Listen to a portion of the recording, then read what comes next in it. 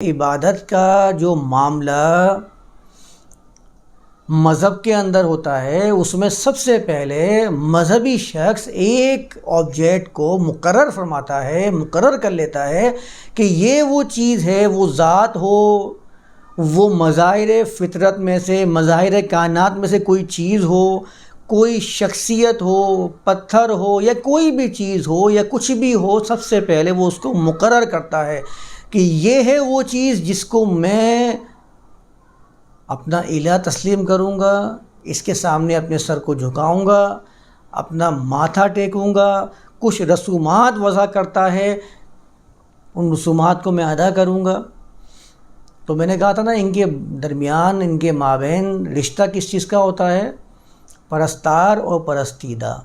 وہ اس کا پرستار، اس کی پرستش کرنے والا، اور وہ ذات جس کو اس نے مقرر کیا ہے وہ اس کی پرستیدہ کہلاتی ہے، جس کو بعد میں تبدیل کرتے کرتے انہوں نے معبود کا لقب دینا شروع کر دیا اور الہ کا ترجمہ بھی ایسے ہی کرنا شروع کر دیا۔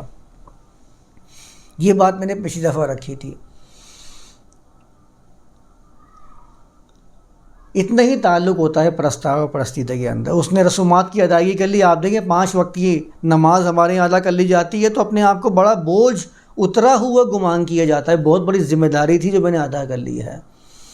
فجر کی نماز کے لیے جب اٹھنے والے لوگ ہیں، جب فجر کی نماز کے لیے ادا کرتے تھے ہم لوگ، تو 2 رکعت ادا کر کے ایسا لگتا تھا کہ اب فریش ہو گئے، اب ساری ذمہ داری پوری ہو گئی ہمارے پاس سے، اب سو جاتے ہیں، جب ٹائم ہوگا نوکری میں جانے کا تو اٹھ جائیں گے۔ جو ذمہ داری تھی وہ تو ادا ہو گئی نا۔ آج بھی میں نے بہت سارے لوگوں کو دیکھا ہوا ہے کہ ظہر کی نماز کی ادائیگی یا عصر کی نماز کی ادائیگی کر لیتے ہیں تو کوشش کرتے ہیں کہ جلدی سے کوئی ٹائم مل جائے تو اس میں ادا کرتے ہیں تاکہ ذمہ داری پوری ہو جائے، تاکہ ہم اپنے کاموں کو دوبارہ سے اسی ڈھنگ کے اوپر جاری و ساری رکھیں جس پر وہ چل رہا تھا۔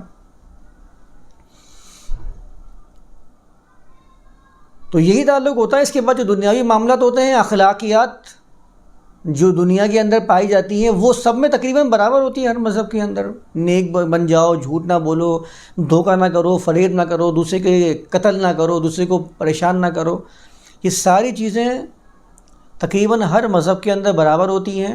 تو اب کیا ہوتا ہے کہ یہ اخلاقی معاملات ہو گئے، وہ ہو گئے پرستش، یعنی خدا کے ساتھ تعلق اس بنیاد پر ہو گیا۔ یہاں پر آپ کا تعلق ہو گیا دنیاوی معاملات کے اندر لوگوں کے ساتھ، اس کو وہ کہتے ہیں خدا پرستی، اس کو کہتے ہیں یہ نیک عملی۔ تو یہ ہر مذہب میں پائی جاتی ہے۔ تو اس کی وجہ سے کیا ہوتا ہے کہ تقابل ادیان کا جو ہمارے ہاں ایک نظریہ پیش کیا ہے، ادیان کے درمیان میں تقابل، تو یہ چیز تو آپ کو ہر جگہ مل جاتی ہے، ہر جگہ یہ چیز پائی جاتی ہے۔ تقابل ادیان کا جب مطالعہ کیا جاتا ہے تو یہ چیزیں ہر جگہ موجود ہیں۔ تو کہا جاتا ہے کہ پھر اسلام بھی دیگر مذاہب کی طرح ایک مذہب بن جاتا ہے۔ اس لحاظ سے اگر دیکھا جائے تو بات غلط نہیں ہے، ہر مذہب کے اندر یہ چیزیں پرستش بھی ہو رہی ہے، لوگوں کے ساتھ بھلائی کے کام بھی ہو رہے ہیں، چیریٹی بھی کی جاتی ہے، ہر جگہ یہ معاملہ چل رہے ہیں۔ پھر جب میں نے آپ کے سامنے دین کا تصور پیش کیا تھا جو قرآن نے پیش کیا ہے، تو میں نے کیا کہا تھا کہ وہاں پر خدا کا تعلق پرستار اور پرستیدہ والا نہیں ہوتا، اللہ اور اس بندے کا تعلق کیا ہوتا ہے؟ اقتدار اعلیٰ والا اور اس کا محکوم والا، یعنی حاکم اور محکوم کا تعلق بنتا ہے اللہ اور بندے کے درمیان۔ کہ اس نے کہا وَإِلَٰهُكُمْ إِلَٰهٌ وَاحِدٌ، جب اس نے کہا لا الہ، کوئی اقتدار اعلیٰ نہیں ہے سوائے اللہ کے، تو اب اس نے اس بات کا اقرار کر لیا ہے کہ میری جو گردن ہے وہ جھکے گی، وہ کس کے سامنے جھکے گی؟ اللہ کی ذات کے سامنے۔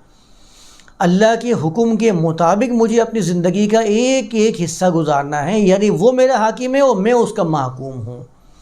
اور حاکم اور محکومیت والا معاملہ ایسا ہوگا کہ جس طرح اس کائنات کے اندر ایک سورج چلا آ رہا ہے، کوئی ایک لمحہ بھی ایسا نہیں ہے کہ سورج اللہ کے قانون سے سرتابی کرنے کی کوشش کر سکے، یا ایک لمحہ بھی وہ یہ گمان کر لے کہ میں نے اپنا فرض ادا کر لیا ہے، اب مجھے مزید اس کے فالو کرنے کی ضرورت نہیں ہے حکم کو۔ تو ایسا ممکن ہی نہیں تھا۔ اسی طرز کے اوپر انسان کو اپنی زندگی گزارنے کی کوشش کرنی ہے، اس وقت وہ اس کو اپنا حاکم اور خود کو اس کا محکوم گمان کرے جب بات بنتی ہوئی نظر آئے گی۔ تو یہ تعلق اللہ کا اور بندے کا ہوتا ہے۔ اسلام کا تقابل آپ اگر اخلاقی میدان میں کرنے کی کوشش کریں گے تو آپ کو ایسا لگے گا کہ ہم مذاہب عالم کا جائزہ لے رہے ہیں، یہ تو مذہب ہی ہے جیسے کہ دیگر مذاہب ہیں۔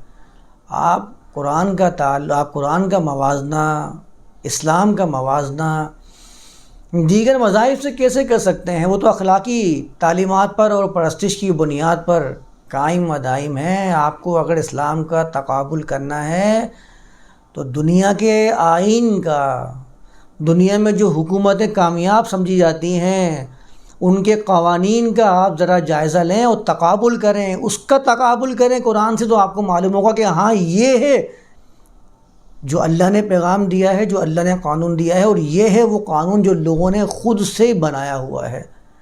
ہم چلے ہیں اسلام کا تقابل کرنے کے لیے دنیا کی دیگر مذہبی کتب سے، تو مذہبی کتب سے تعلق جب تقابل کریں گے تو آپ خود بھی اس کو مذہبی کتب ہی شمار کرنا شروع کر دیں گے۔ آپ اس کا دنیا کے دساتیر سے مقابلہ کریں، تقابل کریں، لوگوں کے بنائے ہوئے قوانین سے اس کا تقابل کریں، تو آپ کو معلوم ہوگا کہ ہاں یہ ہے وہ خصوصی امتیاز اسلام کے اندر جو اس نے ایسا دیا ہے کہ جس کی مثال نہیں مل سکتی۔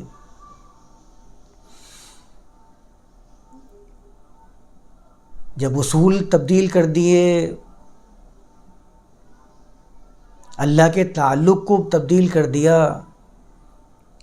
تو لازمی طور پر اس سے جو متعلقہ چیزیں تھیں وہ بھی چینج ہونا شروع ہو گئیں، تبدیل ہو گئیں۔ جب تک اللہ سے مراد، اللہ کے ساتھ تعلق سے مراد حاکم اور محکومیت والا معاملہ تھا، لوگ اللہ کو اپنا حاکم سمجھتے تھے تو خود کو محکوم گمان کرتے تھے۔ جیسے ہی انہوں نے اللہ کو اپنا پرستیدہ قرار دینا شروع کر دیا تو پھر عبادت کا لفظ، اس کا معنی بالکل تبدیل ہو کر رہ گیا۔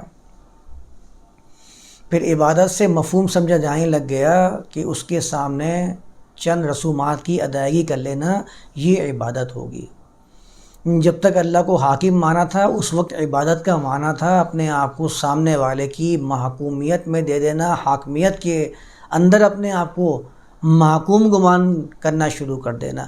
جیسے ہی آپ نے اللہ کو حاکم کے عہدے سے اتار کر ایک پرستیدہ بنایا، ویسے ہی عبادت کا معنی تبدیل ہو کر فوراً سے پرستش بن گیا۔ آپ دنیا میں دیکھ لیجئے کیا ہو رہا ہے۔ ایک عابد بندے کے بارے میں سب سے پہلے ہمارے خیال میں کیا آتا ہے؟ ایک بزرگ ہستی کے بارے میں ہمارے خیال میں کیا آتا ہے؟ ایک بزرگ ہستی کے بارے میں ہمارے ذہن میں سب سے پہلے جو چیزیں آنا شروع ہوں گی وہ یہ ہوں گی کہ وہ کونا پکڑ کے بیٹھ جاتا ہے، چند رسومات کی ادائیگی کر لیتا ہے، ہاتھ میں اس کی تسبیح ہوتی ہے، وہ جس خدا کو جس ٹائٹل سے پکارتا ہے اس خدا کا بار بار اس کی زبان پہ تذکرہ آ رہا ہوتا ہے، وہ ہر بات کے اندر آپ کی توجہ کو خدا کی طرف مبذول کرنے کی کوشش کرتا ہے، اس کے سر کسی بھی قانون کے سامنے جھکے ہوئے ہوں اس سے اس کو کوئی سروکار نہیں ہوتا۔ اس نے اپنے آپ کو کسی کا بھی تابع بنایا ہوا ہو، کسی بھی قانون کے سامنے وہ چل رہا ہو، کسی بھی قانون کے مطابق زندگی گزارا ہو، اس سے اس کو کوئی سروکار نہیں ہوتا۔ اس کو بس یہ ہوتا ہے کہ میری پرستش جو ہے وہ مکمل طریقے سے ہوتی رہے، میں اس کی تکمیل کر لوں۔ حاکمیت اس نے کس کی اختیار کی ہوئی ہے، اس سے کس کو کیا سروکار ہے؟ آپ دیکھ لیجئے آج کیا ہو رہا ہے۔ جو اپنے آپ کو بہت نیک سمجھتے ہیں، جو اپنے آپ کو بہت مذہبی سمجھتے ہیں، وہ کس قانون کے تابع اپنی زندگی گزار رہے ہیں، ان کو اس سے کوئی سروکار نہیں ہے۔ ان کو مقصد تو بس اس سے کہ میرا تعلق میرے خدا کے ساتھ اچھے سے اچھا استوار ہوتا چلا جائے اور میں کامیابی تک پہنچ جاؤں، میں نجات حاصل کر لوں۔